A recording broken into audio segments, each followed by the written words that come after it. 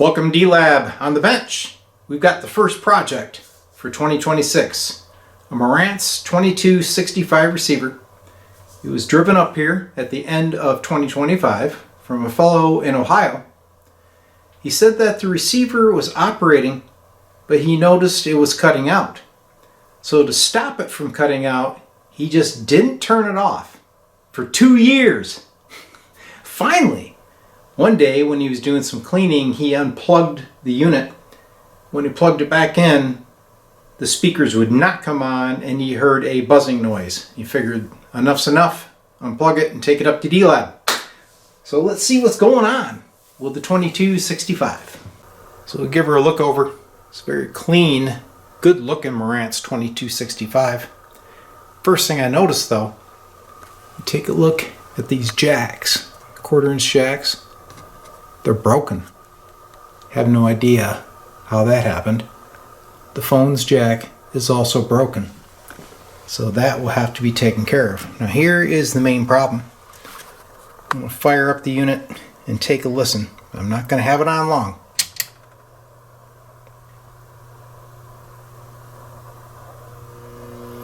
There it is. That buzzing noise is the speaker protect relay chattering. If you take a look at the caps on that board, you can see a couple are pregnant. My guess is we have some caps that failed. We've got some AC rotting on that relay coil voltage. So let's get those caps replaced and see if it corrects that problem. And here's a flyover of the speaker protect board. This relay turns on your speakers if there's no DC present on the speaker lines. That's the purpose of this board, is to protect your speakers. To gain access to the bottom, luckily they have it on standoffs and you can see the foils underneath. So changing the caps is not a big deal. There's the bottom side of the circuit board we're going to be working on. Remember I said that phone's jack is broken. You can see it flip-flopping up here. Definitely going to have to repair that, but first we got to get the unit running. Change out the caps, we'll retest. Alright, there is the first cap removed. It's a 63 volt 220 microfarad cap. It was right here. You can see that glob of glue. So my best advice is change these caps one at a time. Watch your polarity, and remember, all these caps are different value, so you got to be very careful that you're installing the right ones. So I got 2 of the caps replaced. Another little piece of advice for you guys: please put in high quality capacitors in your vintage receiver. Don't get online and buy those no name Chinese caps, or they're going to fail in a short matter of time, possibly causing more damage. But there's the old caps that I removed from the protect module. New ones are installed. Let's power it up. There she goes. No more buzzing. Next step, I gotta pull the face and see what I can do about these broken phone jacks. Okay, there is the phone jack retracted. I simply was able to pull it right out because the front mounting threads are gone. I don't know if this failed from an impact or just age, but what I replaced them with are these 1/4-inch phone jacks made by Nutrix. The wiring connects on the rear terminals, just like this style. Other jacks could be mounted on the side and they would short out to the chassis of the receiver. So this is a good choice and they're inexpensive. There is the Mauser part number for your reference. So to connect to this new jack, you're only going to use 3 terminals. The bottom one is the ground. The left one is gray and the right one is blue, just like you see on this diagram.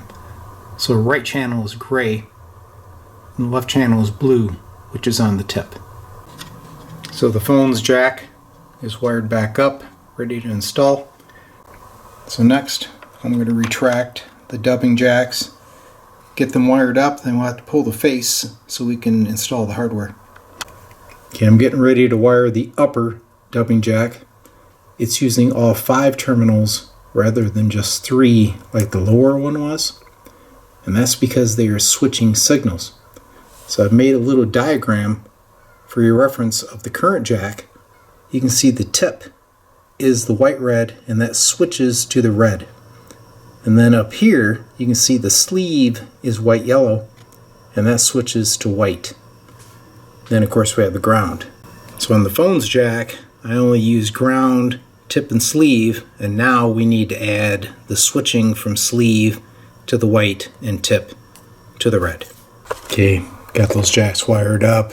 They're tucked in there. Got to pull the face and get the hardware installed. Well, there's the new phone's jack. And over here, the dubbing jack's installed. Front panel goes right back on like it used to. No interference. It's time to reassemble and test this thing. America's Van Halen. Alright, here is the Marantz 2265 operating great. Downtown Lansing. For tickets, check out the concert calendar. Brought to you by Heat Southern Barbecue and Carnivore Cuisine at Q106FM.com. The crushing industrial platinum of Filter.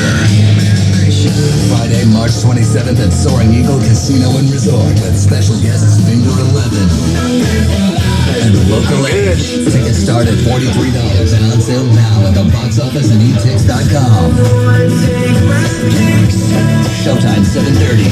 Filter with Finger 11 and Local 8. March 27th at Soaring Eagle Casino. SoaringEagleCasino.com.